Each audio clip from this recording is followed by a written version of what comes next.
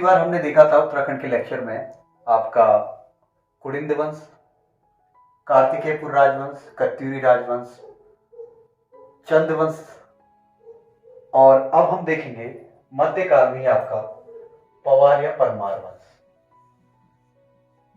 हमने पीछे देखा था उत्तराखंड के बारे में कि जो कत्यूरी है, कार्तिकेयपुर, पहले आपका जो उत्तराखंड है पूरा, हमने देखा इसमें कि अगर हम उत्तराखंड के इतिहास के बारे में देख रहे थे ऐतिहासिक, तो प्रागैतिहासिक काल देखा था हमने थोड़ा सा।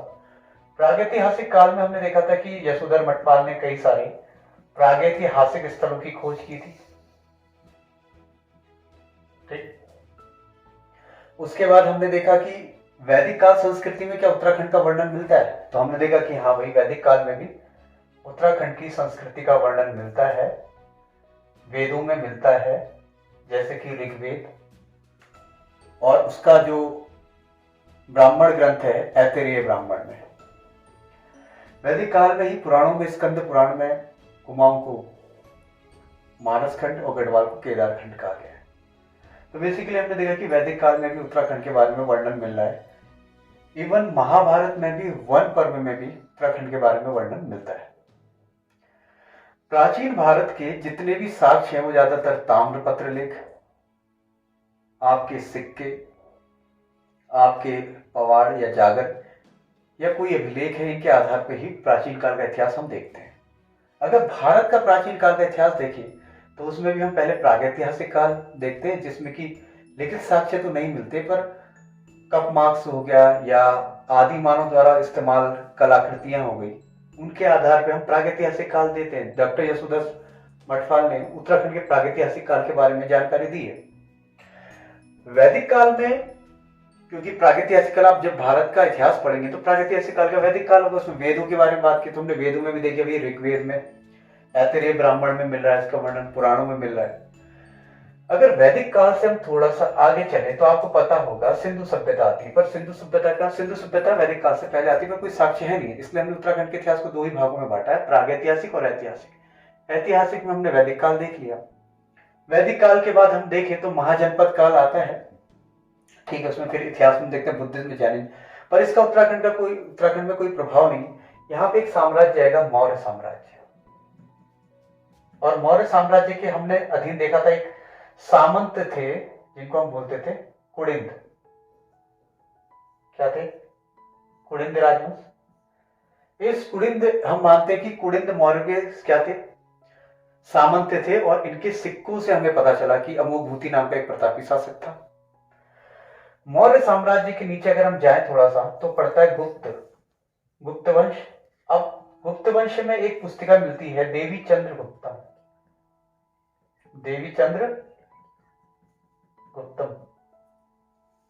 और ये किसने लिखी? विशाख दत्त। ये विशाख दत्त की देवी चंद्र गुप्तम में मिलता है वर्णन कि कोई खसाधिपति है, उसने रामगुप्त की वाइफ जो है ध्रुव स्वामिनी, उसके साथ लड़ाई होती है और वो उसे, उसकी वाइफ को मांगता है। तब चंद्रगुप्त द्वितीय विक्रमादित्य उस कुड़िंद शासक खसाधिपति से उसका युद्ध होता है। यहाँ पे चंद्रगुप्त द्वितीय उसको हरा देते हैं। तो इस पे भी हम कहें तो गुप्त वंश के भी समकालीन रहे हैं थोड़े कुड़िंद, अगर हम समकालीन लेके चले। गुप्त वंश के बाद बताया मैंने हर्षवर्धन वंश, और हर्षवर्धन वंश में ही इसका एक सामंत ये नियुक्त करता है कान्यकुब्ज हरिद्वार में, इसका नाम था यशोवर्मन। कान्यकुब्ज मतलब आज का हरिद्वार। ठीक, हर्षवर्धन की जैसी मृत्यु शुरू हो जाएगी तो आपको पता है कि इतिहास में भी प्राचीन काल के बाद आता है मध्यकाल। तो उत्तराखंड का जो मध्यकालीन इतिहास है, उत्तराखंड का मध्यकालीन इतिहास, जिसमें हमने देखा दो वंश मिलेंगे, कुमाऊं में चंदवंश और गढ़वाल में पवार या परमार वंश। ठीक, यहां पे सिरमौर, यहां पे जब ये है हिमाचल प्रदेश या सिरमौर, और इधर है आपका जम्मू कश्मीर, और जम्मू कश्मीर का एक प्रतापी शासक है, उसका नाम है ललितादित्य मुक्तापीड।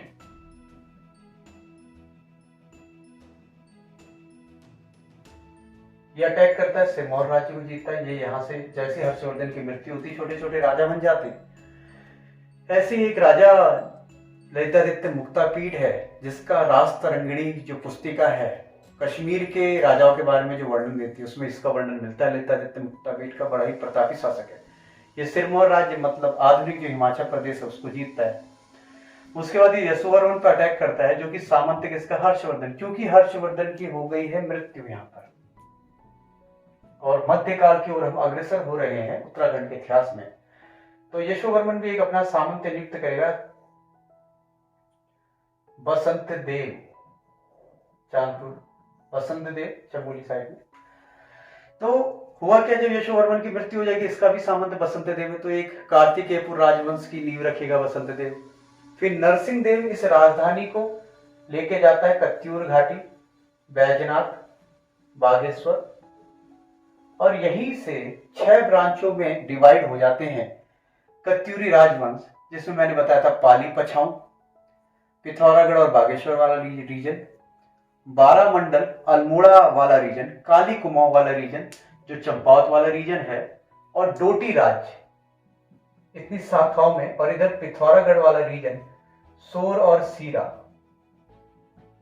इतनी ब्रांचेस में डिवाइड हो गए थे कार्तिकेयपुर राजवंश, हालांकि कत्यूरी राजवंश। फिर मैंने ये भी बताया था कि जो जसवंत सिंह कटोच है, जिन्होंने उत्तराखंड का नवीन इतिहास लिखा है, उन्होंने बोला था कि कार्तिकेयपुर राजवंश, कत्यूरी राजवंश अलग अलग थे।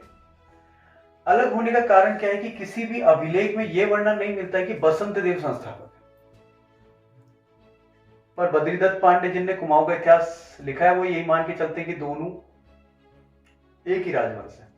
ठीक है, यहीं पे जब ये कत्यूर घाटी में आ चुके हैं, आपको पता है एक ब्रांच रह गई थी आपकी चांदपुर गढ़ी में ही कार्तिकेयपुर राजवंश की, एक काली कुमाऊं अर्थात चंपावत चली गई थी, आपको पता है काली कुमाऊं यानी कि चंपावत। यहाँ पे एक शासक है ब्रह्मदेव, और ब्रह्मदेव जो अपनी पुत्री से विवाह करवाएगा सोमचंद से, तो काली कुमाऊं में वंश आ जाता आपका चंदवंश। तो यहाँ तो सोमचंद, जैसा कि हमने पिछले लेक्चर में बात की थी कि चंद वंश के सारे राजाओं के बारे में हमने विस्तृत रूप से पढ़ा था। ऐसे ही इस चांदपुर गढ़ी में, यहाँ पे जो चांदपुर गढ़ी है, यहाँ पे जो एक शासक है आपका भानु प्रताप, कौन है, यहाँ पे ये भानु प्रताप, चांदपुर गढ़ी में भानु प्रताप। ये भानु प्रताप, तो धार नगरी से एक युवक आएगा, कहां से, जैसे ये झूसी से आया था सोमचंद, सेम ऐसी धार नगरी। धार नगरी किधर आपकी, गुजरात में है। कहां पे है, गुजरात में। और गुजरात से एक युवक आया है जिसका नाम है कनकपाल। क्या नाम है, कनकपाल। ये कनकपाल आता है आपका चांदपुर गढ़ी, और यहाँ पे जो कत्यूरी शासक है उसका नाम क्या है, भानु प्रताप। ये अपनी पुत्री का विवाह किससे करवा देगा, कनकपाल से। और कनकपाल जो कि परमार वंश का राजा है, यहाँ पे परमार वंश की क्या रख देगा, नींव। तो प्रश्न पूछ लेगा कि परमार वंश की स्थापना किसने की है, तो कनकपाल ने। जैसे हम वहां पे बद्रीदत्त पांडे को रेफरेंस लेके चल रहे थे कुमाऊं के इतिहास में, वैसे ये जो गढ़वाल का इतिहास है, यहाँ पे हम लेके चलेंगे हरे कृष्ण रतूड़ी। हरे कृष्ण रतूड़ी जिनने की गढ़वाल का इतिहास देखा हुआ है। तो लगभग हम मान के चलते हैं कि जो कनकपाल आया था, डेट वहां पे आया था 700 के लगभग, चंद्रवंश की स्थापना यहाँ 888 ईस्वी, 888 ईस्वी में आया है कनकपाल। और यहाँ भानु प्रताप की बेटी से शादी करके यहाँ पे परमार वंश की नींव रख देता है कनकपाल। कुछ विद्वान सोनपाल को भी मानते हैं कि सोनपाल ने नींव रखी थी परमार वंश की। अब इसमें क्या है कि विद्वानों में थोड़ा कंफ्यूजन है, जैसे कनक कनकते सौगुनी मादकता दिखाई, क्योंकि कनक का मतलब ही सोना होता है, तो इसलिए कई इस भ्रम के कारण कनकपाल को भी सोनपाल मान लिया गया कहीं। पर हम मान के चलेंगे कि जो राजा है जिसने की यहाँ पे नींव रखी है परमार वंश की, उसका नाम क्या है, कनकपाल। ठीक है, तो आज का जो लेक्चर शुरू हो रहा है, क्योंकि मैंने आपको पीछे विस्तृत जानकारी दे चुका हूं, तो परमार वंश के बारे में हम देखेंगे कि परमार वंश की स्थापना कौन कर चुका है। यहाँ पे परमार वंश की स्थापना कर चुका है आपका कनकपाल। ठीक है, तो धार नगरी से ये राजा आया और इसने यहाँ पे कनकपाल ने परमार वंश की नींव रख दी। आपसे तो कनकपाल ने परमार वंश की नींव रख दी है। उसके बाद जितने भी इंपॉर्टेंट राजा हैं आपके परमार वंश, उनके बारे में देखेंगे। 28वें नंबर का परमार शासक है, उसका नाम है लखन देव, जिसको हम लक्षण देव भी कहते हैं। 1310 से 1333 का इसका शासनकाल है। और इसके बारे में खास बात क्या है कि इसने अपने ही नाम से ताम्र मुद्राएं निकाली थी। क्या निकाली थी? ताम्र मुद्राएं। आपसे पेपरों में पूछा जा सकता है कि परमार वंश में किस शासक ने अपने नाम से ताम्र मुद्राएं निकाली हैं, तो उसका नाम लखन देव या लक्षण देव है। ठीक। अगला जो राजा है उसका नाम है अनंतपाल। क्या नाम है? अनंतपाल। अभी इससे प्रश्न भी आया था बीच में, तो मैं आपको पहले से बता देता हूँ। सारे के सारे फैक्ट बहुत इंपॉर्टेंट है उत्तराखंड के वीडियो के लिए, इसलिए काफी गहराई से देखें, क्योंकि अब जो प्रश्नों का लेवल है वो पहले जैसा नहीं रह गया कि कुछ भी पूछ लें आपसे, इसलिए बहुत ही ध्यान से देखेंगे कि फैक्ट। तो अनंतपाल का 1333 से 1345 का शासनकाल मिलता है और ये हमें पता चलता है धारसिल अभिलेख से। तो आप ध्यान दें, धारसिल अभिलेख किससे संबंधित है? अनंतपाल से संबंधित है। और इसमें क्या उल्लेखित है? इसमें उल्लेखित है कि पंवार वंशी राजधानी भिलंग घाटी में भी स्थित थी। पंवार वंशी राजधानी भिलंग घाटी में भी स्थित थी। तो धारसिल के अभिलेख से हमें ये जानकारी मिलती है कि भिलंग घाटी जो पंवार वंश की राजधानी थी, ठीक है, वो धारसिल का अभिलेख किससे संबंधित है? अनंतपाल से संबंधित है। इसके बाद हम अगला शासक इंपोर्टेंट देखते हैं परमार वंश में, जगतपाल। कौन? जगतपाल। 1444 से 1460। 1455 में ताम्रपत्र दिया था इसने देवप्रयाग रघुनाथ मंदिर में। ताम्रपत्र दिया था देवप्रयाग रघुनाथ मंदिर में, और इस ताम्रपत्र में जगतपाल ने स्वयं को रजबार कहा है। क्या कहा है? रजबार। इसके बाद जो अगला शासक है वो भी इंपॉर्टेंट नहीं है। उसके बाद हम अगला शासक जो परमार वंश से, उसका नाम है अनंतपाल, और इस अनंतपाल के बेटे का नाम है अजयपाल। और ये बहुत ही ज्यादा इंपॉर्टेंट परमार वंशीय शासक है अजयपाल, 1490 से 1519 ईस्वी। अजयपाल क्यों इंपॉर्टेंट है? देखिए, अभी तक ये 37वें नंबर का राजा। पहला पॉइंट, अजयपाल कौन से नंबर का राजा है? 37वें नंबर का राजा। दूसरी बात, अजयपाल से जितने भी पहले के शासक थे उनको कहते हैं हम गढ़पति। क्या कहते हैं? गढ़पति, मतलब किसी एक गढ़ के राजा। पर ये कौन है अजयपाल? यह है गढ़पाल। क्या है? ये कैसा शासक है? गढ़पाल। और जो शब्द है गढ़वाल वो इसी के समय में आया हुआ है। किसके समय में? अजयपाल। क्यों? क्योंकि इसने 52 गढ़ों को विजित किया था, और इन 52 गढ़ों को विजित करने से इसको गढ़पाल कहा गया, और जितने राज्य 52 गढ़ जीते उसको बोला गया गढ़वाल। तो अजयपाल बहुत ही ज्यादा इंपॉर्टेंट राजा है। क्यों इंपॉर्टेंट है? देखिए, पहला ये जो परमार शासक है जिसपे किसी चंद शासक ने आक्रमण किया था, वो कौन है? अजयपाल। और किस चंद शासक ने इस पे आक्रमण किया था? उसका नाम है कीर्तिचंद। कीर्तिचंद पहला चंद शासक है जो किस पे गढ़वाल पर आक्रमण कर रहा है, और किस पर कर रहा है? अजयपाल। और अजयपाल इस युद्ध में हार जाता है। ठीक है, अजयपाल इस युद्ध में हार जाता है कीर्तिचंद से। तो फिर क्या होता है? इसके बारे में कुछ कहानियां मिलती हैं।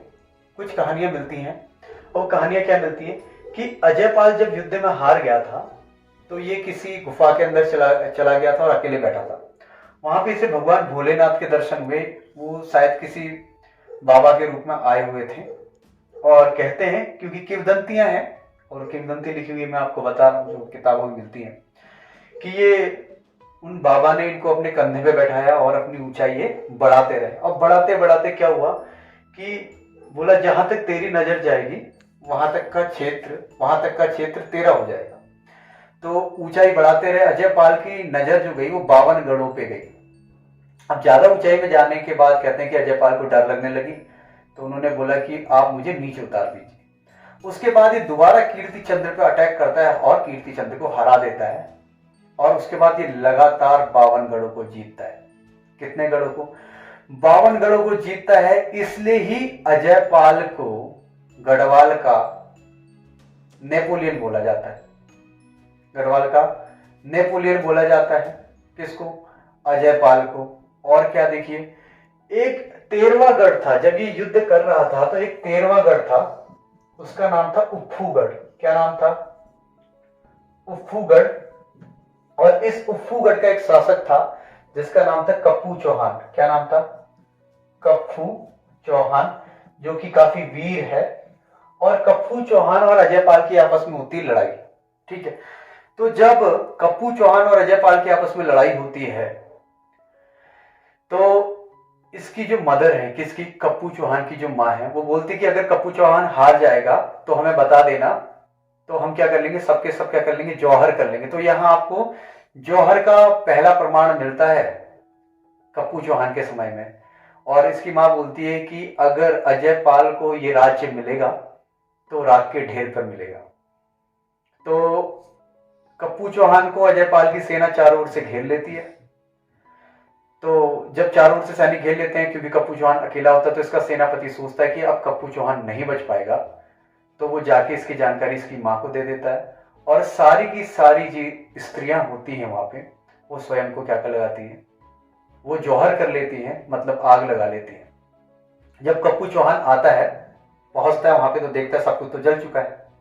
उसके बाद दोबारा युद्ध होता है इसका अजयपाल से, और अजयपाल जब दोबारा युद्ध होता है तो कप्पू चौहान हार जाता है।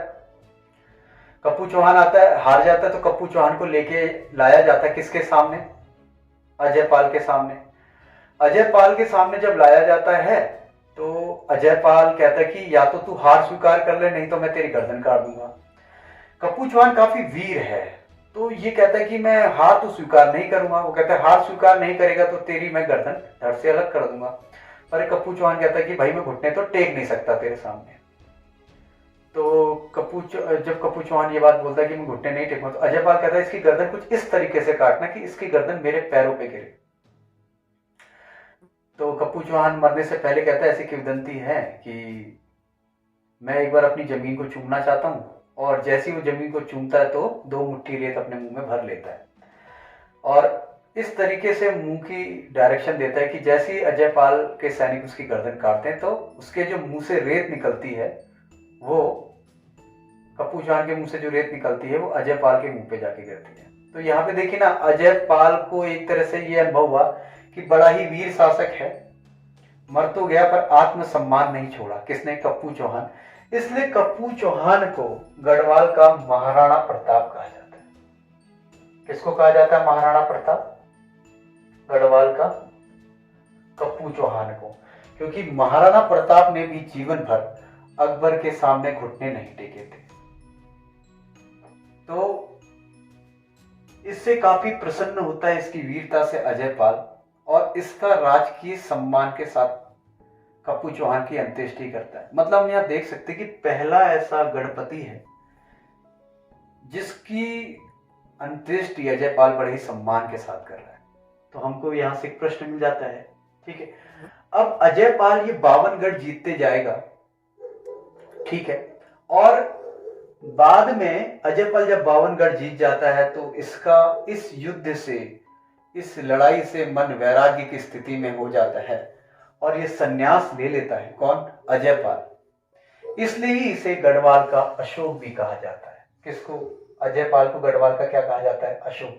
क्योंकि इसने युद्धों के बाद क्या ले लिया अशोक की तरह। जैसे आपने देखा होगा कि 261 ईसा पूर्व में जब अशोक कलिंग का युद्ध जीतता है तो 10 लाख लोगों को मार देता है, कई लोगों को, कई उसमें विधवाएं हो जाती है, उससे क्षुब्ध होकर वो संन्यास ले लेता है। ठीक इसी प्रकार अजयपाल ने भी संन्यास ले लिया था, इसलिए इसे उत्तराखंड का क्या कहा जाता है? अशोक। इसका वर्णन किस ग्रंथ में मिलता है? देखो, इसको 84 नाथ सिद्ध है। कितने? 84 नाथ सिद्ध, मतलब या गोरखा संप्रदाय की बात कर सकता हूं। किसकी? गोरखा, गोरख संप्रदाय। कौन सा? गोरख। अच्छा, गोरख संप्रदाय के बारे में बात करते हैं। नाथ संप्रदाय की स्थापना किसने की थी? आप इतिहास पढ़ेंगे तो मच्छेंद्र नाथ ने की थी। उस नाथ संप्रदाय को पूरे भारत देश में फैलाने का काम किसने किया था? गोरखनाथ ने किया था।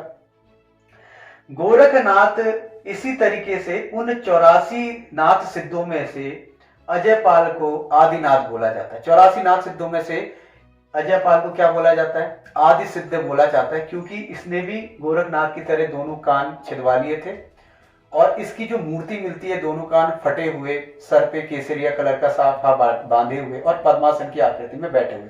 और इसका वर्णन हमें किस में मिलता है? इसे आदि सिद्ध का सांवरी नामक ग्रंथ में।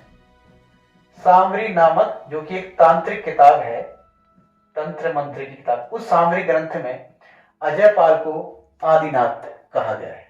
ठीक है, तो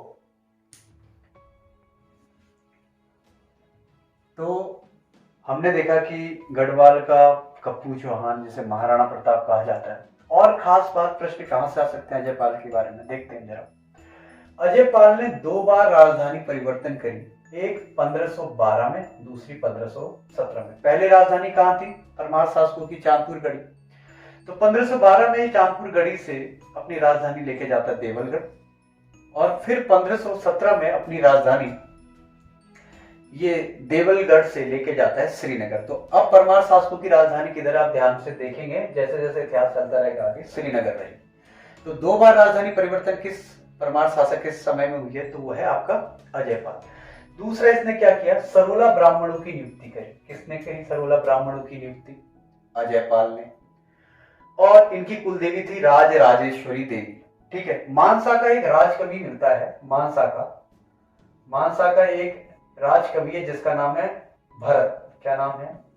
भरत। और भरत अजयपाल को बोलता है गढ़वाल का युधिष्ठिर। क्या बोलता है? गढ़वाल का युधिष्ठिर। देखिए भाई, एक और उपनाम आ गया, अशोक, नेपोलियन और गढ़वाल का युधिष्ठिर। गढ़वाल का युधिष्ठिर बोलते हैं किसको? अजयपाल को। गढ़वाल का क्या बोलते हैं? युधिष्ठिर बोलते हैं अजयपाल को। क्यों बोलते हैं? इसने एक प्रथा चलाई थी हमारे अपने यहाँ। कौन सी प्रथा थी? देखिए, इंपोर्टेंट है परीक्षा की दृष्टि से, धूलिया पाथा। कौन सी प्रथा चलाई थी? धूलिया पाथा। अब भाई धूलिया पाथा क्या होती है? तो प्रश्न पूछ सकते हैं पेपरों में कि धूलिया पाथा नामक प्रथा किस परमार शासक ने चलाई थी? तो उसका नाम क्या है? अजयपाल। क्या है धूलिया पाथा? धूलिया पाथा ऐसी प्रथा थी कि देखिए, पहले क्या होता था, पाथा क्या है? बेसिकली नापने की इकाई है। जैसे नाली होता है ना, एक नाली, 2 नाली, ऐसी पाथा भी क्या है? नापने की इकाई थी। तो ताकि भ्रष्टाचार ना हो, ठीक है, नापाई में कोई या वेट तोल रहा है तो उसमें कहीं लोगों को भ्रष्ट तो नहीं, बेवकूफ तो नहीं बना रहा है, ठीक है। तो इन्होंने क्या सरकारी पाथे निकलवाए। किसने? अजयपाल ने, ताकि लोग गलत तरीके से पैसा ना कमाए, भ्रष्टता ना आए, ठीक है, भ्रष्टाचार ना फैले, और जो भी नाप तुलाई हो इस पाथे के अनुसार हो। इसलिए इसी प्रथा को क्या बोला? धूलिया पाथा। तो ये किसने चलाई? अजयपाल ने। इसलिए ही मानसा के राजकवि भरत ने इसको किसकी संज्ञा दी? युधिष्ठिर, मतलब धर्म का बड़ा ही धार्मिक राजा है। कौन है आपका? अजयपाल। ठीक है, तो बहुत ही धार्मिक राजा है। और अगर संपूर्ण गढ़वाल को एक छत्र यूनिफिकेशन करने का काम किया है तो भी किसने किया? वही देखो, अजयपाल ने किया।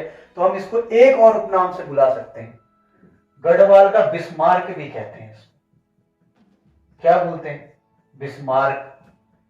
गढ़वाल का बिस्मार्क किसे कहते हैं? अजयपाल को, क्योंकि इसने पूरे गढ़वाल को एक सूत्र पिरो दिया था, यूनिफिकेशन ऑफ गढ़वाल किया था, इसलिए से गढ़वाल का क्या कहते हैं? बिस्मार्क भी कहते हैं। और एक और उपनाम है, एक छत्र सम्राट। तो अजयपाल को बिस्मार्क भी कहा जाता है क्योंकि इसने क्या किया? यूनिफिकेशन ऑफ गढ़वाल किया है। इसको एक छत्र सम्राट भी कहा जाता है। किसको? अजयपाल को। क्यों? क्योंकि इतने सारे गढ़ राज्यों को एक छत्र पे ले आता है, इसको एक छत्र सम्राट भी कहा जाता है। किसको? अजयपाल को। तो अजयपाल के कई सारे हमने उपनाम देखे हैं, जैसे युधिष्ठिर, नेपोलियन, ठीक है, एक छत्र सम्राट, ठीक है। दूसरा, इसने केंद्रीय सेना की नींव रखी। किसने? अजयपाल ने केंद्रीय सेना की नींव रखी। किसकी रखी? केंद्रीय सेना की नींव। पहला परमार शासक है जो केंद्रीय सेवा की नींव रख रहा है यहाँ पे। केंद्रीय सेना की नींव रखी इसने। दूसरी बात, इसने क्या हुआ कि क्योंकि ये नगद वेतन तो देता नहीं था सैनिकों को, तो वेतन के जगह ये देता था भूमि, जिसे कहते थे यथेष्ट भूमि। तो नगद वेतन नहीं देता था, जो भूमि प्रदान करता था वेतन की जगह उसे यथेष्ट भूमि कहते थे। तो बाद में संन्यास ले लिया अजयपाल ने। काफी प्रतापी शासक है, इससे पेपरों में भी काफी क्वेश्चंस आ सकते हैं। 37वें नंबर का राजा है। इसके बाद के जो गढ़पाल राजा है उनके बारे में अगले लेक्चर में चर्चा करेंगे।